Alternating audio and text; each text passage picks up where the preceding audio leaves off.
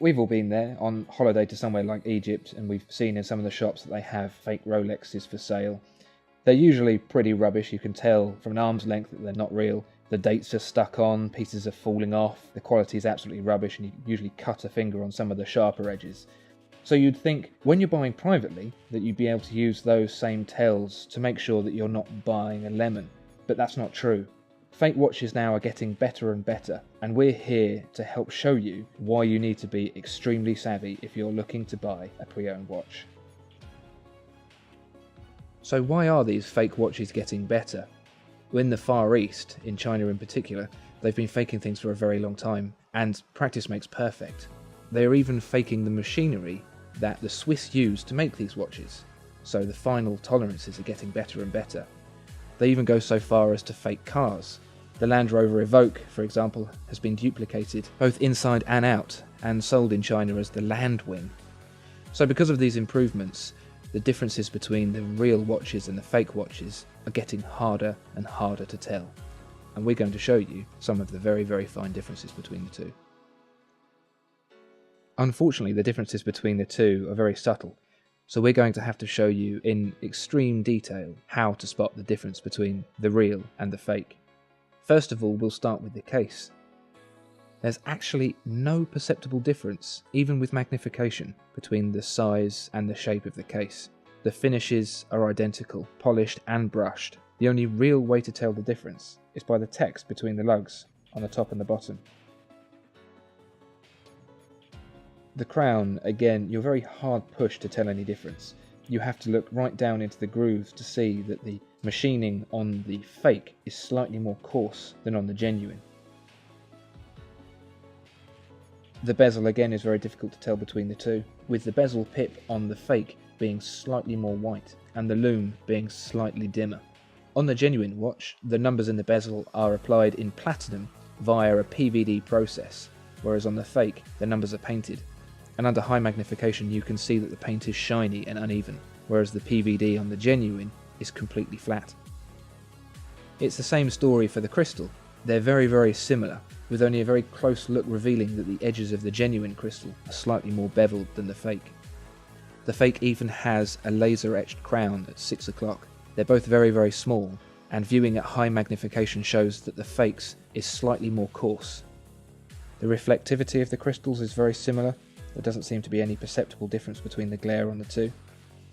But one of the larger differences is the magnifying window, which is coarser on the fake and has a more blue anti-reflective coating, which doesn't do as good a job at cutting out the glare.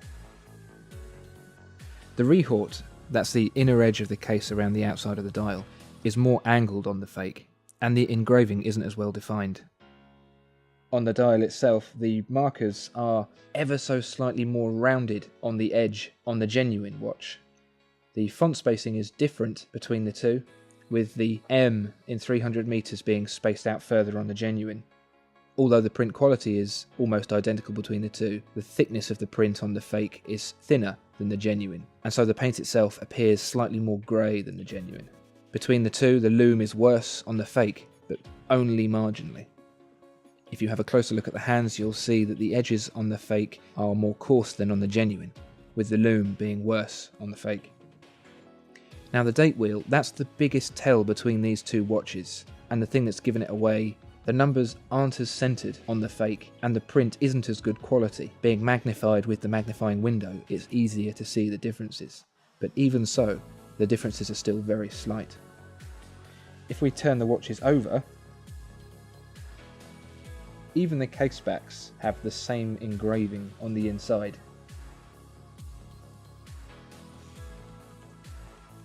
When we take a look inside the watches, it becomes clearer which is the fake.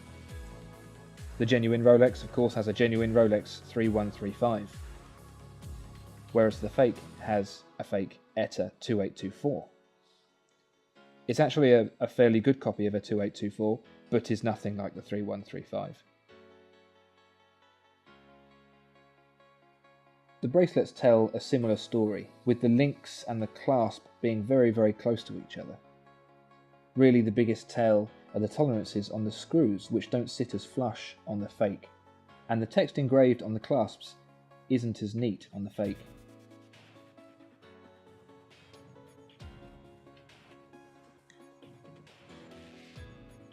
To show just how close these two watches are, we'll put them on a scale.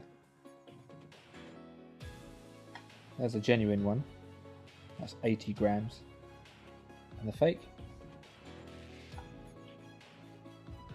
76 grams. 4 grams difference between the two.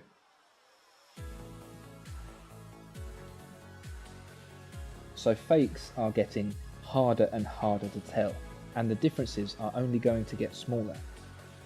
There are even forums out there that cater to fake watch enthusiasts, where they tweak the watches with custom parts to improve them, spending thousands on their hobbies. So if you want to buy pre-owned, you need to be careful, especially when buying privately. The best way is to find yourself a reputable pre-owned retailer, someone with a good presence that you can trust, someone that's been in the market for a long time. That's the best way to avoid a fake, is to take the risk out of your hands, because as you can see, it's very, very easy to make a mistake.